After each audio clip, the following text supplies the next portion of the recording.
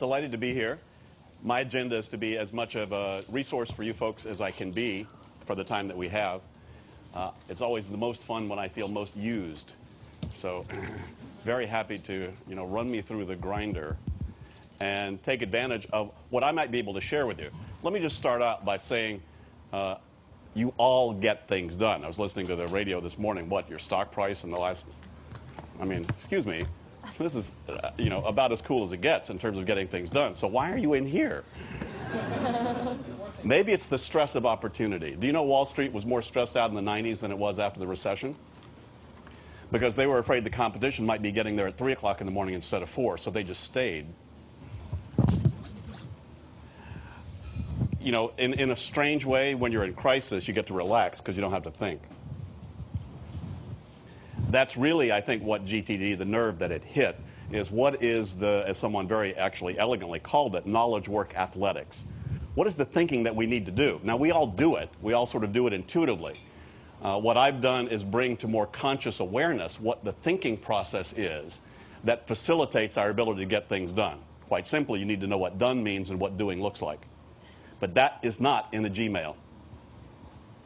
Any of you ever opened any one of your emails and it suddenly, by opening it and starting to read it, it suddenly goes ding, ding, ding, ding, ding. By opening and reading and accepting this email, here is the outcome you have now committed to about this. And here is the very next action step you must take to move toward closure to keep that commitment.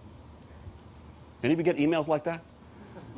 Be tough enough, even if that was all clear, you got a lot.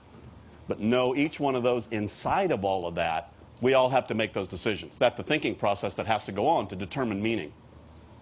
A lot of what GTD was about was, wait a minute, what is it that we really need to clarify out there in order to be able to surf on top of this game instead of feel buried by it?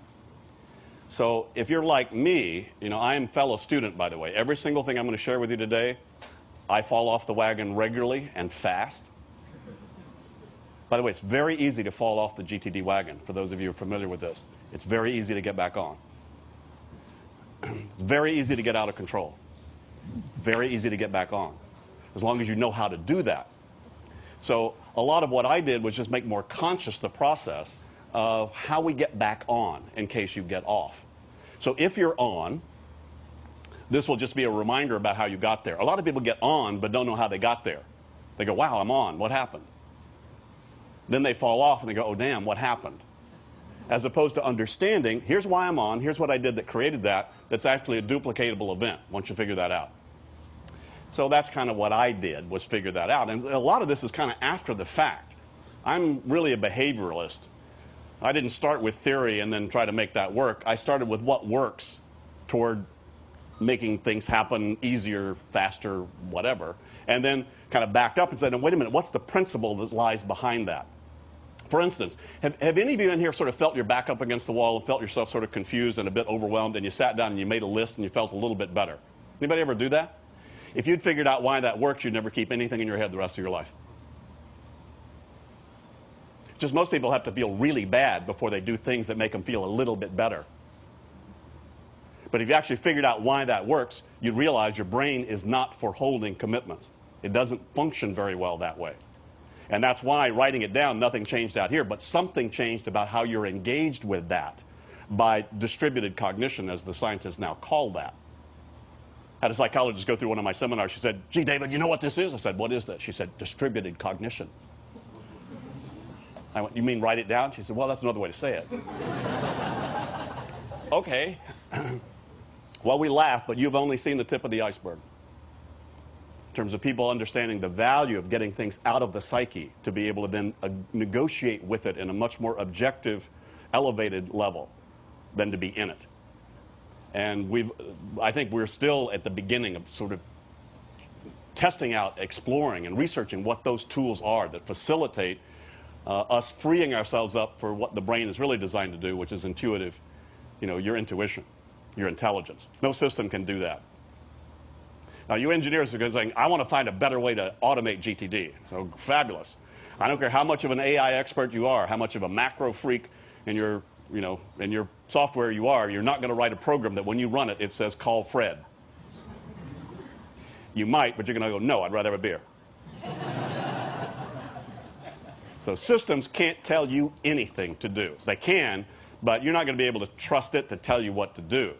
What a system can do is move you from hope to trust in those choices. And that's really what GTD was. That was the promise of what this was all about. Basically, as Renee, and thanks, Renee, for the introduction, Renee sort of gave you, she said, David, what do you want to talk about? I said, well, here's kind of my topic du jour. First of all, I'd like to frame GTD as the martial art it really is. It's the martial art of work and life, essentially, and the logic of that. So I'm going to walk you through the logic about why this stuff works when you work it. And then, ultimately, why it solves the two aspects, or it facilitates your ability to enhance the two aspects of essentially managing yourself.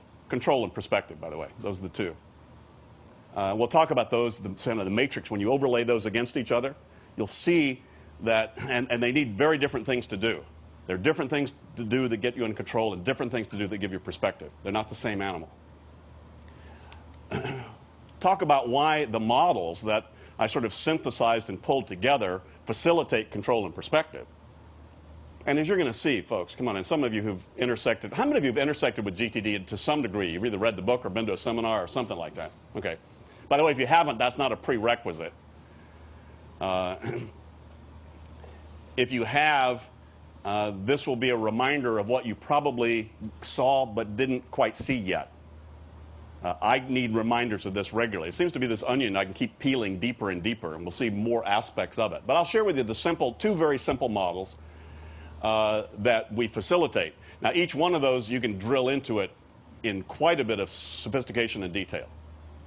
So happy to range further into that detail if we have the time to do that. And I certainly, I don't want to spend too much time just sort of talking at you. I do want to open it up and dialogue with you, because trust me, there are as many different applications and implications of this material as there are people sitting in this room. GTD, a lot of people have called this life-changing in terms of truly how they changed, how they just dealt with getting up in the morning and dealing with work and life. And a lot of people just like the tips and tricks. Usually the younger you are, the more you're interested in the tips or tricks. Life changing my life, fine. Come on, I'm too busy to be worried about improving my life. But as you kind of say, yeah, but now as you sort of get up and start to have kids and want to play golf and want to do some other things, oftentimes, wait a minute, there is a whole different approach here that can facilitate my ability to keep a lot more plates spinning at a lot more sophisticated level without upping the stress level. And when that starts to be of importance to you, that's where the heat's, that's where you start to see the value of these models. For instance, I doubt if many of you need to understand gravity or automobiles any better than you currently do. You can probably make it through the rest of your life real cool without understanding those gravity or cars any better than you do, unless you're hired as a formula racer. Then you damn well better understand cars and gravity better than the average bear. So the same is true with work. You don't need to understand the martial art of work if the heat ain't on. But if you jump yourself into or throw yourself into places and opportunities that will challenge you to the edge, that's when the elegance of the martial art and the moves and understanding that and seeing how they work and making more conscious can make a big difference. That's what we've seen with these models. And I'll talk a little bit about the GTD phenomenon. I'm as much bemused by it as many other people are. I just said at some point, it took me 25 years to figure out what I'd figured out. Because I thought everybody had figured this out before me. I was trying to catch up with the rest of the world that I thought had already done this. Then one day I looked around and went, nobody else has done this. What happened? So my game was just to sort of write the book, create a website, throw this out there, put my spin on this, and see who saluted. I was willing to take this as small as it wanted to be or as big as the world wanted it. Well, the world keeps saying, gee, this is cool, we want more. So now I figured I was going to take the next 25 years to figure out how to educate the world, or at least give them the tools to facilitate the implementation of this. And I don't consider myself really an expert at that yet at all. So you can help us, and you are, by the way. By the way, I understand the purpose of this company is basically to provide, to create, essentially make information accessible to everybody on the planet, right? All the information that there is. So the information overload people are in deep trouble, right? And people say, information overload, what about information? It's not information overload. If information overload was the issue, you'd walk into a library and die, right? I mean, first time you surf the web, you just blow up. Actually, the first time you walk through nature, you'd blow up.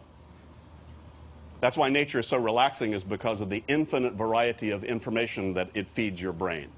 Actually, you go weird when you get in a room with no information. It's called sensory deprivation. So the truth is, your brain actually relaxes with the more horizons that it can range in, that will map to the sophistication of whatever that computer is in there. Interestingly enough. But it's not information overload, it's potential meaning overload. Potential meaning. Each one of those emails you're getting has potentially a snake or a berry or something inside it, but it's not evident when you first see that email. That's the problem. So you start to add all the potential meaning. What if you walked into nature and anything could eat you, bite you?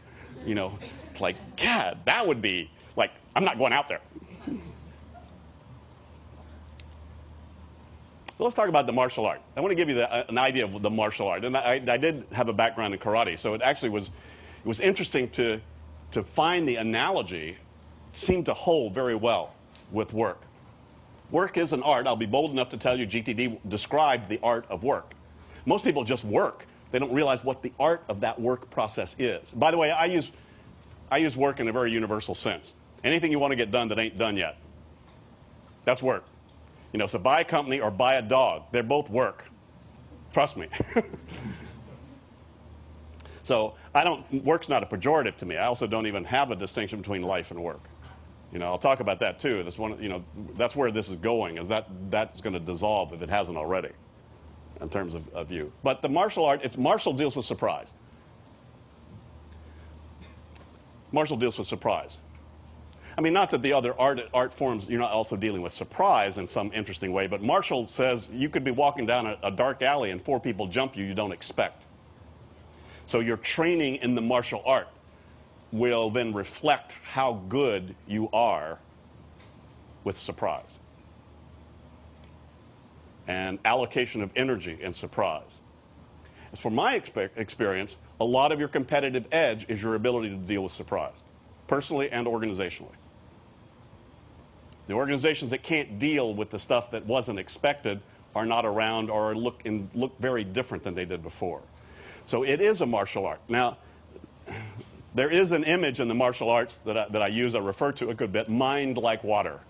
Grasshopper, mind like water. What does that mean? Well, throw something into a pond. How does the water respond to input? Totally appropriate. You throw in a pebble, it does pebble response. Real simple. Back to calm and balance again, ready for the next input, right? Throw in a boulder, what does it do? Boulderness. It doesn't do pebbleness, it does boulderness perfectly. Back to calm and balanced again, ready for the next input. The water's not confused to how to deal with stuff. Also, the water's not tensing up before the rock hits it. It's not going, oh, damn, here comes a rock. It just goes, rock. Right. What does that have to do with anything? Well, I don't know if you're aware of it, but the power in a karate punch comes from speed, not muscle.